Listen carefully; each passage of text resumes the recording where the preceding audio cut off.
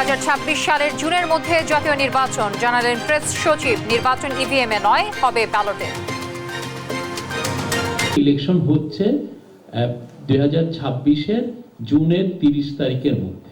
যেভাবে করলে একটা সুষ্ঠু, সুন্দর, ক্রেডিবল, অ্যাকসেপ্টেবল ইলেকশন করা যায়, আমরা সেইভাবে সব ব্যবস্থা নিব। 13 বছর পর ফিরল তত্ত্বাবধায়ক ব্যবস্থা। সংবিধানের 15 সংশোধনী অবৈধ, হাইকোর্টের রায়। গণভোট পুনর্বহাল। নির্দলীয় নিরপেক্ষ তত্ত্বাবধায়ক সরকার ব্যবস্থা বাতিল করে দিয়েছিলেন, তিনি এটিকে রেস্টোর করেছেন। দ্বিতীয়ত, গণভোটের বিধানকে বাতিল করে দেওয়া হয়েছিল, সেটিকেও আজকে রেস্টোর করা হলো। নিশিরাতে নির্বাচন চায় না বিএনপি। মন্তব্য তারেক রহমানের। টেবিলে বসে সংস্কার সম্ভব নয়, বললেন আমির খসরু। রূপপুর সহ 9 মেগা প্রকল্পের 80,000 কোটি টাকা লুট। হাসিনা ও রেহানা পরিবারের দুর্নীতির অনুসন্ধান শুরু। উপসচিব ও যুগ্ম সচিব পদে পরীক্ষা নিয়ে পদোন্নতি চায় সংস্কার কমিশন। চাকরি পাসপোর্টে ভেরিফিকেশন বাতিলের সুপারিশ। দর্শক, সংবাদ রাতে শুনছিলেন একেএসটিএম টিভার সংবাদ শিরোনামগুলো। সঙ্গে থাকছে আমি তানসিয়া জুথি। আমাদের দেশে একটা প্রচলন আছে, বছরের প্রথমে একটা বাচ্চাদের জন্য একটা বড় অ্যামাউন্ট লাগে। ঠিক করলাম যে আমরা একটা ডিপিএস খুলি, এবং বিকাশে এটা খোলার কারণ হচ্ছে কি, বেশি হ্যাজেল নাই, বাসায় বসেই সব করা যাচ্ছে। আমি যে টাকাটা তুলছি, সেক্ষেত্রেও দেখা গেছে যে আমার ওরা কোনো চার্জ নেয়নি। বিকাশ অ্যাপে ডিপিএস, টাকা জমায় সারা দেশ।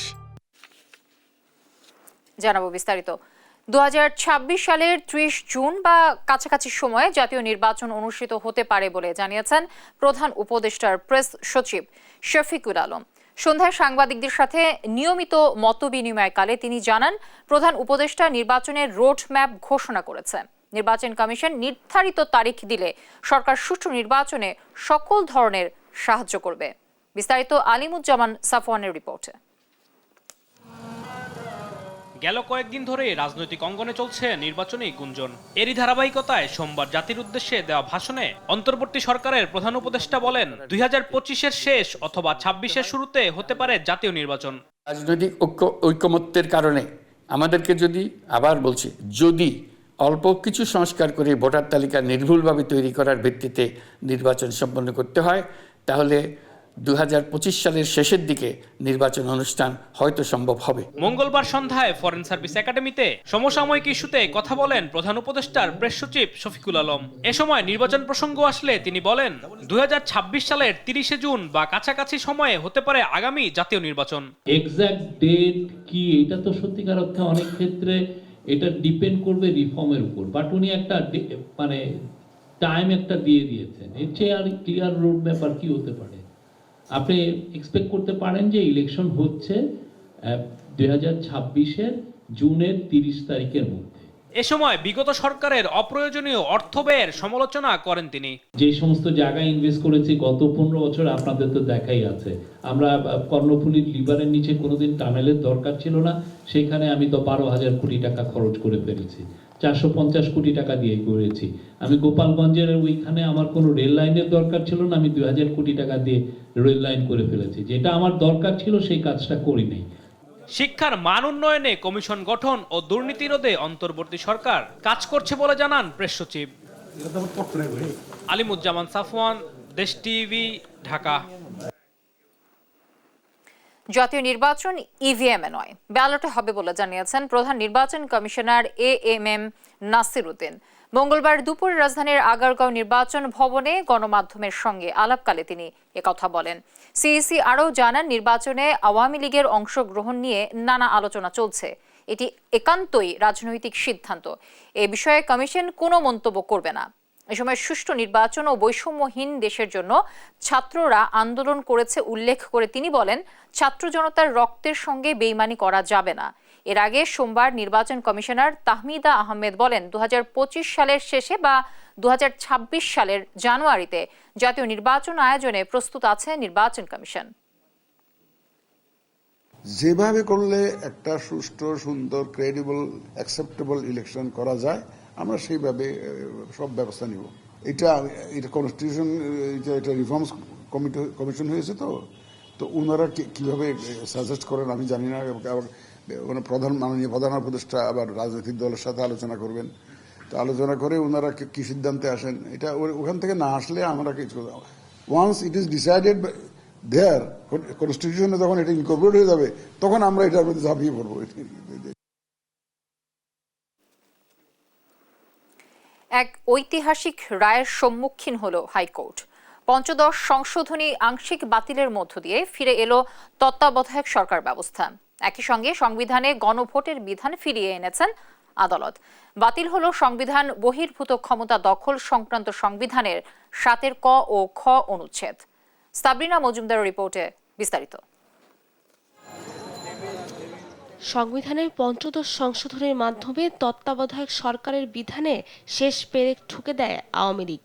এতে 13 বছরে একের পর এক হয় বিতর্কিত নির্বাচন, যেখানে ভোটাধিকার প্রয়োগে বঞ্চিত হয় দেশের জনগণ। সেই সঙ্গে জনগণের সমর্থন ছাড়াই বারবার সরকার গঠন করায় বেপরোয়া হয়ে ওঠে তৎকালীন আওয়ামী লীগ সরকার। গণমানুষের ওপর চলে ব্যাপক দমন পীড়ন। গেল 5ই আগস্ট শেখ হাসিনা সরকারের পতনের পর 18ই আগস্ট সংবিধানের পঞ্চদশ সংশোধনী বাতিল চেয়ে রিট করে সুশাসনের জন্য নাগরিক সুজন। এই রিটের রুলের শুনানিতে বিএনপি জামাত সহ 15 দল ও ব্যক্তি পক্ষভুক্ত হয়ে শুনানি করেন। তারা তত্ত্বাবধায়ক সরকারের পক্ষে তুলে ধরেন জোরালো আইনি যুক্তি। মঙ্গলবার পঞ্চদশ সংশোধনীর বৈধতা নিয়ে রায় ঘোষণা করেন উচ্চ আদালতে। শুনানিতে হাইকোর্ট বলেন সংবিধানের সৌন্দর্য জনগণের ক্ষমতায়ন। পরে পঞ্চদশ সংশোধনীর আংশিক বাতিল করেন হাইকোর্ট।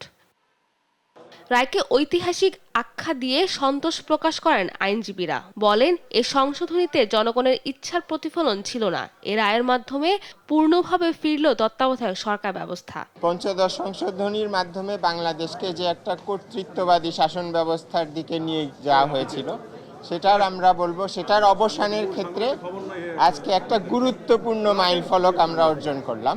বিগত সরকার যে অ্যামেন্ডমেন্ট করেছিলেন সেই অ্যামেন্ডমেন্টের মধ্যে আছে যে এই জনগণের কোনো অধিকার নাই এবং জনগণের কোনো ইচ্ছার উপরে তারা কোনো কিছুই তোয়াক্কা না করে তারা সংবিধান সংশোধন করতে পারেন।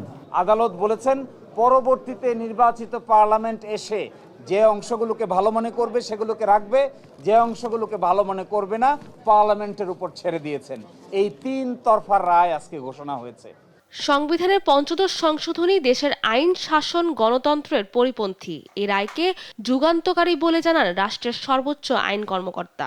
গত 3টি নির্বাচন কিভাবে হয়েছে, কিভাবে গণতন্ত্র নির্বাসিত হয়েছে, কিভাবে বিচার বিভাগ এফেক্টেড হয়েছে, কিভাবে সংবিধানের বেসিক স্ট্রাকচার আঘাতপ্রাপ্ত হয়েছে, সেই কথাগুলো ওনারা বলেছেন। সংশোধনীকে আংশিক বাতিলের মাধ্যমে ফিরিয়ে আনা হলো গণভোটের বিধানও। অন্তর্বর্তী সরকারি তত্ত্বাবধায়ক সরকার ব্যবস্থা প্রবর্তন করতে পারবে বলেও জানান অ্যাটর্নি জেনারেল মোহাম্মদ আসাদুজ্জামান। সাবরিনা মজুমদার, দেশ টিভি, ঢাকা। বিএনপি নির্বাচনে বিশ্বাসী, কিন্তু নিশিরাতে নির্বাচন চায় না বিএনপি বলে মন্তব্য করেছেন বিএনপির ভারপ্রাপ্ত চেয়ারম্যান তারেক রহমান। মঙ্গলবার রাজধানীর ডিপ্লোমা ইঞ্জিনিয়ার্স ইনস্টিটিউশনে ঢাকা বিভাগের কর্মশালায় কথা বলেন তিনি। এদিকে দলটির স্থায়ী কমিটির সদস্য আমির খসরু মাহমুদ চৌধুরী বলেন, আওয়ামী লীগ দেশকে ধ্বংস করার পরও যে বাংলাদেশ দাঁড়িয়ে আছে তা জিয়াউর রহমানের সার্বিক সংস্কারের ফসল। আরো জানাচ্ছেন এনআই নাহিদ। মঙ্গলবার রাজধানীর ডিপ্লোমা ইঞ্জিনিয়ার্স ইনস্টিটিউশনে ঢাকা বিভাগের কর্মশালার আয়োজন করে বিএনপি। প্রধান অতিথি ছিলেন বিএনপির ভারপ্রাপ্ত চেয়ারম্যান তারেক রহমান। এ সময় স্থায়ী কমিটির সদস্য গয়েশ্বর চন্দ্র রায় সহ অন্যান্য নেতাকর্মীরা উপস্থিত ছিলেন। 31 দফা কর্মসূচি সফল করতে জনগণের সমর্থনের প্রয়োজন, তাই 31 দফাকে ঘরে ঘরে নিয়ে যাওয়ার আহ্বান জানান বিএনপির ভারপ্রাপ্ত চেয়ারম্যান তারেক রহমান। আগামীর যে কঠিন নির্বাচন সেটি জনগণের সমর্থন নেই, সেই নির্বাচনের পুল ছাড়া যাতে আমরা পার হতে পারি সেইভাবে নিজেদেরকে প্রস্তুত করুন। সেজন্যই আমি সবসময় বলছি জনগণের সঙ্গে থাকুন, জনগণকে সঙ্গে রাখুন। এদিকে সকালে রাজধানীর বিএসএমএমইউ হাসপাতালে ডক্টরস অ্যাসোসিয়েশন অব বাংলাদেশ ড্যাব আয়োজিত বিজয় দিবস উপলক্ষে আলোচনা সভা ও গণঅভ্যুত্থানে আহতদের মাঝে আর্থিক অনুদান প্রদান করা হয়। এতে অংশগ্রহণ করেন বিএনপির স্থায়ী কমিটির সদস্য আমির খসরু মাহমুদ চৌধুরী এবং অধ্যাপক ডাক্তার AZM জাহিদ হোসেন সহ দলের অন্যান্য নেতাকর্মীরা। এ সময় আমির খসরু মাহমুদ জানান, রাজনীতিবিদদের উদ্দেশ্য খারাপ হলে কোনো সংস্কারই কাজে আসবে না। আওয়ামী লীগ দেশকে ধ্বংস করার পরও যে বাংলাদেশ দাঁড়িয়ে আছে তা জিয়াউর রহমানের সার্বিক সংস্কারের ফসল বলেও দাবি করেন তিনি। রিফর্ম হতে হবে সংসদে। 31 দফা আমরা আগামী দিনে জনগণের ম্যান্ডেট নিয়ে জাতীয় সরকার গঠন করে আমরা সংসদে আগামী দিনে পরিপূর্ণভাবে আমরা 31 দফা বাস্তবায়ন করব ইনশাআল্লাহ।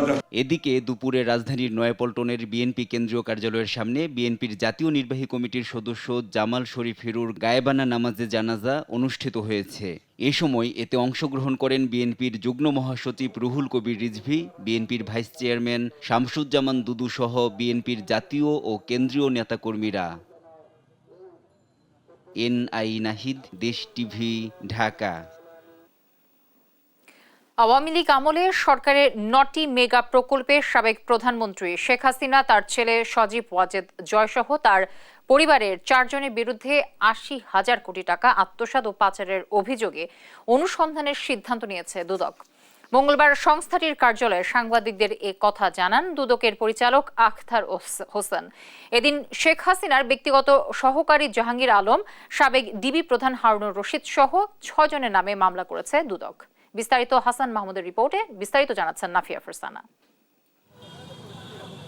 গেল সোমবার হাইকোর্টে আইনজীবী শাহিদুল আজমের রিটে দাবি করা হয়, রূপপুর পারমাণবিক বিদ্যুৎ প্রকল্প, বেজা ও বেবজা এবং আশ্রয়ণ প্রকল্প সহ 9টি প্রকল্পে অন্তত 80,000 কোটি টাকারও বেশি অর্থ লুটপাট হয়েছে।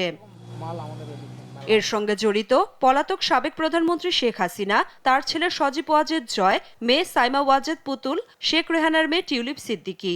এমন অভিযোগ আমলে নিয়ে তদন্তের সিদ্ধান্ত নিয়েছে দুর্নীতি দমন কমিশন দুদক। মঙ্গলবার দুপুরে সাংবাদিকদের এসব তথ্য জানান দুর্নীতি দমন কমিশনের পরিচালক আখতার হোসেন। শেখ হাসিনার বিরুদ্ধে ক্ষমতার অপব্যবহার, প্রতারণা, অনিয়ম ও দুর্নীতির মাধ্যমে 8টি বিভিন্ন প্রকল্পের আড়ালে 21,000 কোটি টাকা আত্মসাতের একটি অভিযোগ দুর্নীতি দমন কমিশনে দাখিল হয়েছে এবং সেই অভিযোগের বিষয়ে অনুসন্ধানের সিদ্ধান্ত গৃহীত হয়েছে। আরও একটি মেগা প্রকল্পে রূপপুর পারমাণবিক বিদ্যুৎ কেন্দ্রের নির্মাণের নামে প্রায় 59,000 কোটি টাকা লুটপাটের অভিযোগও সাবেক প্রধানমন্ত্রী জনাব শেখ হাসিনা, তার ছেলে জনাব সজীব আহমেদ ওয়াজেদ জয়, তার ছোট বোন শেখ রেহানা ও তার ছোট বোনের মেয়ে টিউলিপ সিদ্দিকী ও অন্যান্যদের বিরুদ্ধে দাখিলকৃত অভিযোগের বিষয়েও অনুসন্ধানের সিদ্ধান্ত গৃহীত হয়েছে। এদিন শেখ হাসিনার ব্যক্তিগত সহকারী জাহাঙ্গীর আলম ও তার স্ত্রীর নামে 1,200 কোটি টাকা অবৈধ সম্পদ অর্জনের অভিযোগে মামলা করে দুদক। 4টি ব্যাংকের 23টি হিসাবে সর্বমোট 1251 কোটি 25,33,778 টাকা লেনদেনের, অস্বাভাবিক লেনদেনের তথ্যাদি পাওয়া গেছে। এই কারণে তার বিরুদ্ধে একটি মামলা রুজুর সিদ্ধান্ত গৃহীত হয়েছে এবং ইতিমধ্যে মামলা রুজু হয়েছে। সেই সঙ্গে সাবেক ডিবি প্রধান হারুনুর রশিদ এবং সাবেক শিক্ষামন্ত্রী মহিবুল হাসান চৌধুরী নওফেলের বিরুদ্ধেও মামলা করেছে দুদক। নাফিয়া ফারসানা, দেশ টিভি, ঢাকা। আওয়ামী লীগের 16 বছর ধরে গোপন কারাগারে যত গুম, নির্যাতন ও খুনের ঘটনা ঘটেছে তাতে শেখ হাসিনার সরাসরি সম্পৃক্ততা মিলেছে, এমনটাই জানালেন আন্তর্জাতিক অপরাধ ট্রাইব্যুনালের চিফ প্রসিকিউটর তাজুল ইসলাম। সকালে 16 আসামিকে আন্তর্জাতিক অপরাধ ট্রাইব্যুনালে হাজির করে প্রসিকিউশন। এ সময় শেখ হাসিনার বিরুদ্ধে তদন্তের অগ্রগতি তুলে ধরে আরও 2 মাস সময় চান তদন্ত কর্মকর্তা। আবেদন মঞ্জুর করে 2 মাসের সময় দেন ট্রাইব্যুনাল। সেই সঙ্গে পরবর্তী শুনানির জন্য 18 ফেব্রুয়ারি দিন ধার্য করা হয়।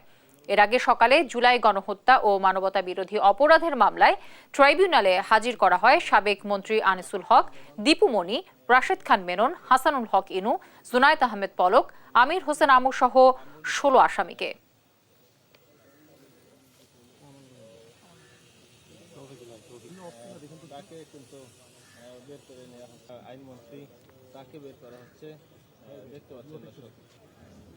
সিনিয়র সহকারী সচিব থেকে যুগ্ম সচিব পর্যন্ত পদোন্নতির ক্ষেত্রে পরীক্ষার মাধ্যমে পদোন্নতি দেওয়া হবে। সেই সাথে ক্যাডারের পরিবর্তনের ক্ষেত্রেও পরীক্ষার সিদ্ধান্ত নিতে যাচ্ছে জনপ্রশাসন সংস্কার কমিশন। পাশাপাশি সরকারি চাকরি ও নাগরিকদের পাসপোর্ট করতে পুলিশ ভেরিফিকেশন বাদ দেওয়া হচ্ছে। সেই সঙ্গে সবাইকে স্যার সম্বোধনের পরিবর্তে জনাব, মিস বা মিসেস বলার সুপারিশ করবে কমিশন। বিস্তারিত জান্নাতুল মোহনার প্রতিবেদনে। বিভিন্ন শ্রেণী পেশার প্রতিনিধিদের সঙ্গে আলোচনার ধারাবাহিকতায় মঙ্গলবার গণমাধ্যম কর্মীদের সঙ্গে বসে জনপ্রশাসন সংস্কার কমিশন। আলোচনায় উঠে আসে আমলাতন্ত্রের বিভিন্ন সমালোচনা। সাংবাদিকেরা সরকারি কর্মকর্তা কর্মচারীর আচরণ, কাজের অনীহা, বদলি, পদায়ন জটিলতা নিয়ে কথা বলেন। যারা এগুলো করতেছে সবগুলোরে সাসপেন্ড করে দাও। এ সময় শিক্ষা ও স্বাস্থ্য ক্যাডারকে স্বতন্ত্র ক্যাডারে রূপান্তর, পাসপোর্টে পুলিশ ভেরিফিকেশন বাতিল, পদায়নে পরীক্ষার বিধান রাখার সুপারিশের কথা জানান কমিশন প্রধান। চাকরিতে মানে রিক্রুটমেন্ট বিভিন্ন ব্যাপারে পুলিশ ভেরিফিকেশন একটা ম্যান্ডেটরি, এটা আমরা রিকমেন্ড করতেছি। এটা থাকবে না, কোথাও থাকবে না। ডেপুটি সেক্রেটারি, জয়েন্ট সেক্রেটারি এই 2 লেভেলে হবে। এর পরেরটা তখন সরকার পদোন্নতি দিতে পারবে। আরেকটা হলো যে পরীক্ষায় যে রেজাল্ট হবে তাতে যদি একজন কাস্টমস ক্যাডারের অফিসার সবচেয়ে বেশি নম্বর পায়, সে তালিকায় 1 নম্বর চলে আসবে। ডেপুটি সেক্রেটারির তালিকায় সে 1 নম্বর আসবে। জনপ্রশাসন মন্ত্রণালয়ের সিনিয়র সচিব মোখলেসুর রহমান বলেন, আমলাতন্ত্র কখনো গণতন্ত্রকে রক্ষা করতে পারবে না। ডেমোক্রেসিকে প্রোটেক্ট করা মানে বিউরোক্রেসি দিয়ে করা কোনো দেশেই সম্ভব না, কোনো দেশেই এটা সম্ভব না। এছাড়া কুমিল্লা, ফরিদপুরকে বিভাগ করার পাশাপাশি দেশে 10টি বিভাগে সুপারিশ করা হয়। চূড়ান্ত প্রতিবেদন জমা দেবে কমিশন। জান্নাতুল মোহনা, দেশ টিভি, ঢাকা।